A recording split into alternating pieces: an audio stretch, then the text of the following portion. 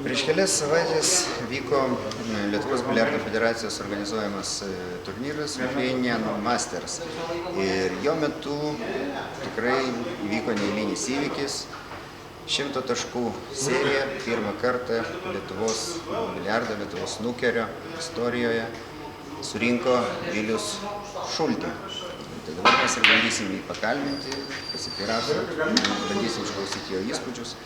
Tai štai, Viliau, tikrai neeilinis įvykis, tikrai pirmą kartą toks didelis breikas, didelė taškų serija. Ir tikrai, manau, žiūrovam bus įdomu sužinoti, kaip jūs tai išgyvenot žaisdamas ir kaip jums pasisekė, kada jūs pajutot, kad galit tokią tikrai didelę seriją padaryti. Na, iš tikrųjų, kai padariau seriją, tai buvo labai teigiamas emocijos.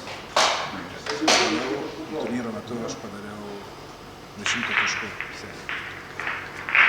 O patikėjau tada, kai padariau treniruotėse pirmus kartus 100. O treniruotėse, ta prasme, kiek jau kartų mušėt nereitinginiuose turnyruose, o grynai treniruotėse, sparinguose, iki šito įvykio? Iki šito įvykio. Kadangi tai buvo mano kaip 10-asis centuris iš viso, 10.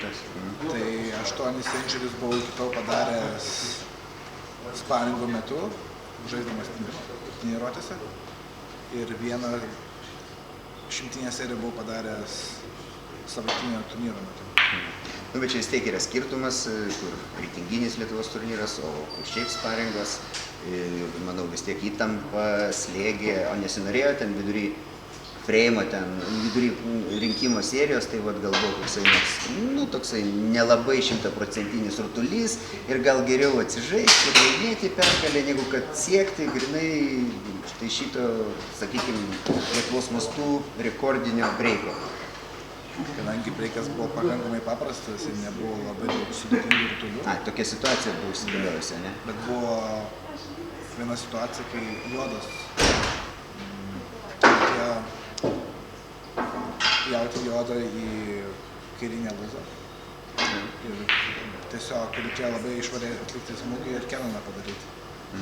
Ir juodas tiesiog tik tai vos įradėjo į kišenę ir tokiu atveju saugau poziciją ir tiesiog toliau tęsiau seriją savo. Bet jau serijos metu jau kažkaip galvoj šmėstelėjo mintis, gal tai čia pirmas century tai vadinamas. Ar grinai buvo tik taškų rinkimas, automatiškas rutulių mušimas į kišenę? Kaip nebūtų keista, apie century pradėjau galvoti tik tada, kai jau dariau iki spalvotų rutulių.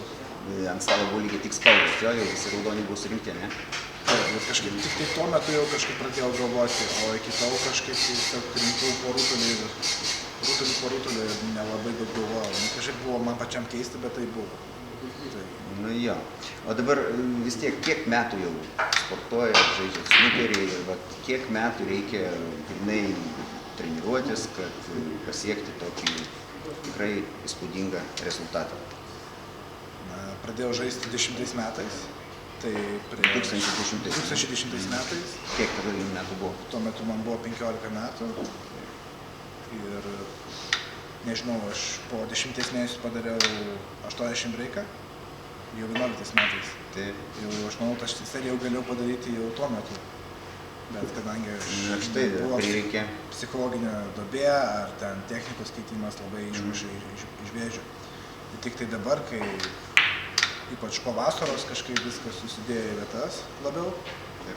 Aš vis dar dirbu su techniniais dalykais, žinoma, bet tiesiog viskas yra stabiliau iš tikrųjų. Tai ir kiek į dieną maždaug vyksta treniruotės laiko jūs skiriat šitam subtiliam ir įdomiam žaidimui? Kai mokusi, tai skiriu valandą, nes daugiau negaliu.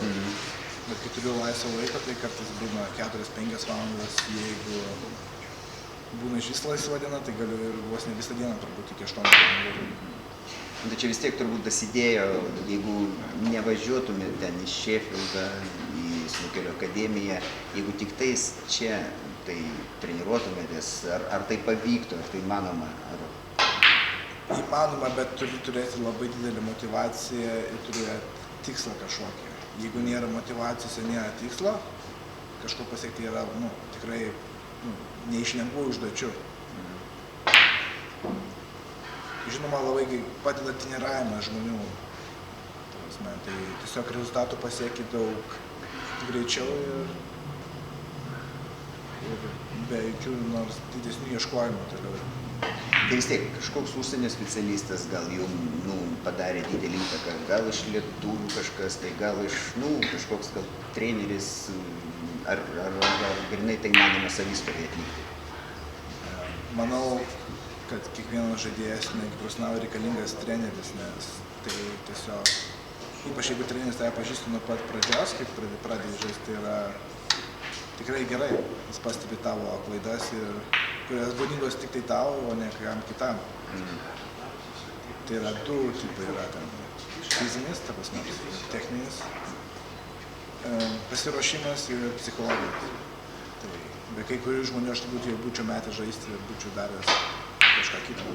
Čia grynai psichologiniai reikalai tokie, ne? Žinoma, nes pasitikėjimas savimi ir nepasidavimas sunkiai akimirkai yra tikrai svarbu.